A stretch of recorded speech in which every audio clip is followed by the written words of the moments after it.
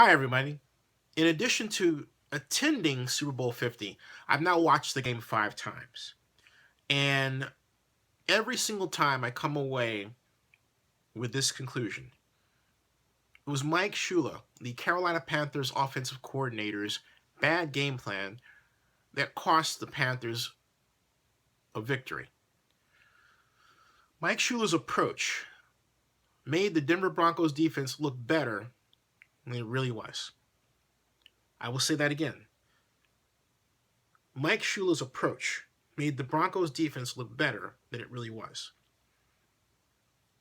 The first reason is that the plays that Mike Shula installed or used, because they were already installed in the playbook, they weren't special for the Super Bowl for the most part, were all long developing. What I mean by that is, for example, this run action out of I formation was typical. You may remember seeing it where Cam Newton would fake into the line. He came out, he pitched. That went for 14 yards in the second possession, the Panthers' second possession of the game, second drive possession. But more often than not, he would hand off, run this way, and the fullback, sometimes they would do it with the halfback, would gain nothing out of when they did this out of a pistol, would gain nothing. But Shula would go back to this play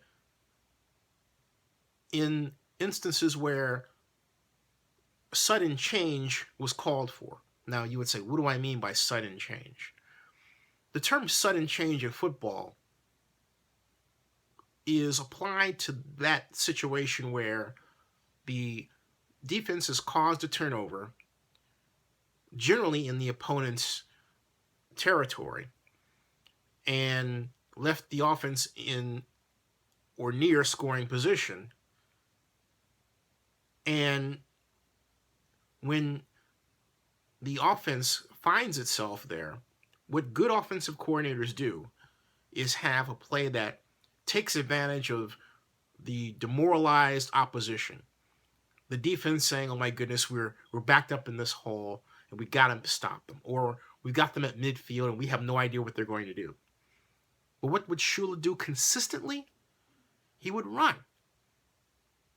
There was no time when the Carolina Panthers enjoyed a sudden change situation where Shula took advantage of it with a quick throw, a quick slant pattern, or moving the pocket to get Cam Newton away from the relentless pressure that the Denver defense applied.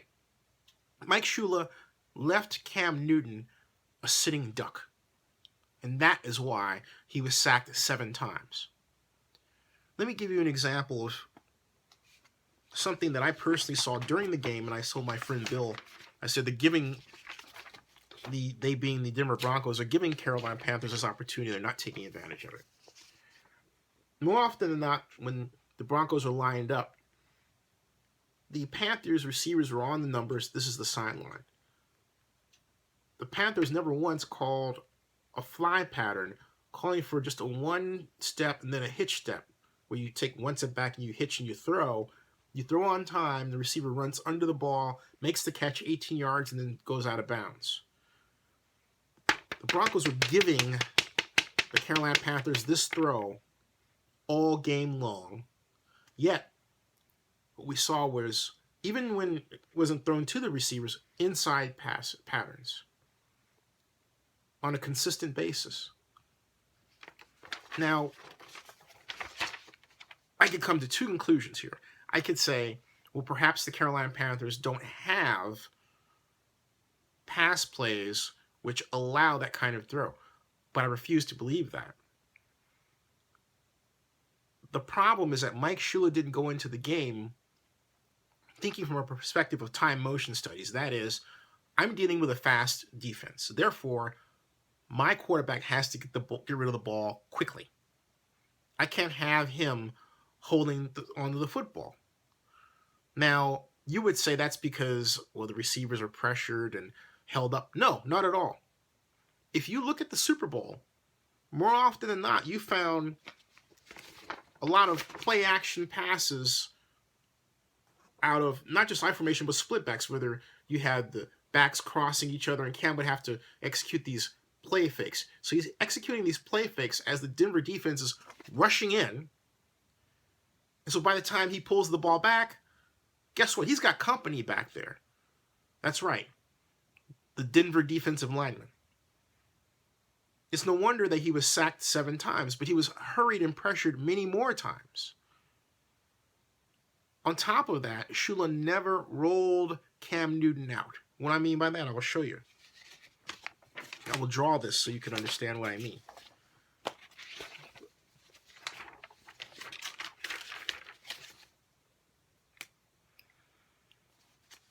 This, what I'm going to draw here is a really quick diagram. Putting Newton in shotgun, okay? And double wing here, split in, tight end, like that. Okay, see that? There's the quarterback. Shula would have him go back here. But what I mean is that have, for example, this wingback block here, roll to a point there, take this wide receiver, just have him run up there like that, okay? That's your first throw. Newton would already have the one option after the roll, but the whole point is that you coach him so that when he comes to this point just inside the offensive tackle, he gets rid of the ball. Meanwhile, you have the tight end here, or fullback if you like, but I would prefer a tight end. Run this about 15 yards downfield and across. So you've got one thrown on time, but if the safety is too far over here, boom, you got him, right? Meanwhile, you have here, he goes up this way, and then comes that. You see how that's designed? But the bottom line is, by the time he's rolled here, okay, we're blocking. We're asking him not to hold on to football. So you get to this point, you get rid of the football. If he has to throw out of bounds, he can do so. No intentional grounding. But the bottom line is the fly pattern is taken advantage of because, again, Broncos were giving, in the entire game, they were giving the Carolina Panthers this space to throw these fly patterns. Again, step back, one step with a hitch step, throw on time. Instead, the Panthers' game plan was such that the receivers are consistently running inside, into the teeth of the defense, not outside, where there was space. It was a very lousy game plan, not designed with respect to time motion studies. What do I mean by that? How much time do I have to get my quarterback in a position to get rid of the football? No. It seemed that Shula and the Panthers, I'm going to place this again, this blame on Shula's lap, were intent on proving how tough they were. We're going to run the football. You would say, well, yeah, keep pounding is our motto. You can keep pounding yourself into a loss. What you have to remember about Super Bowl games is this. Because of the heightened emotion, what you think is going to help you win because you've done it all season long, more often than not, will not. It won't work. At all. One bit.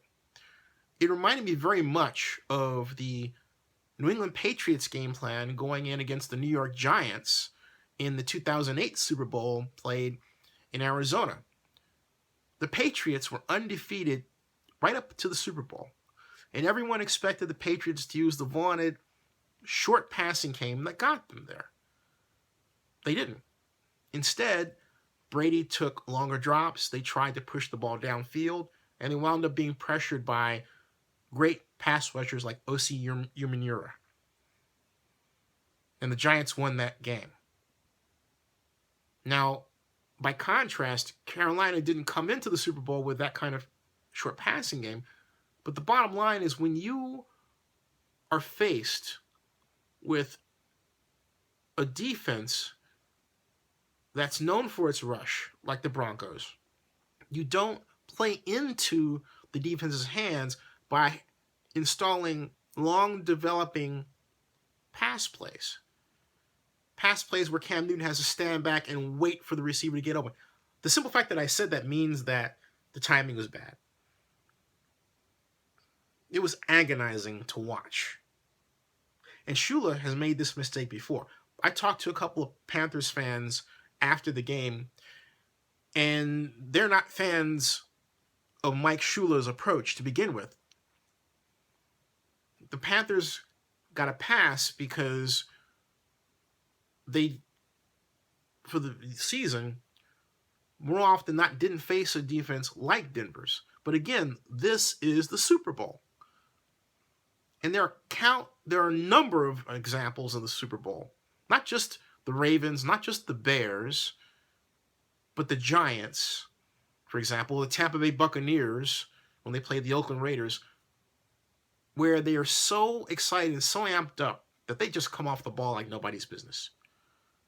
When you're in that situation, again, I'm going to repeat this point again. You cannot have long developing pass plays. You have to spread out, throw short, throw on time, make sure your quarterback has the ball for about maybe 1.1 seconds, and that's it.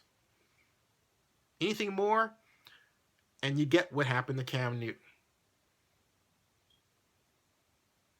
So again, this is on the shoulders of Mike Shula.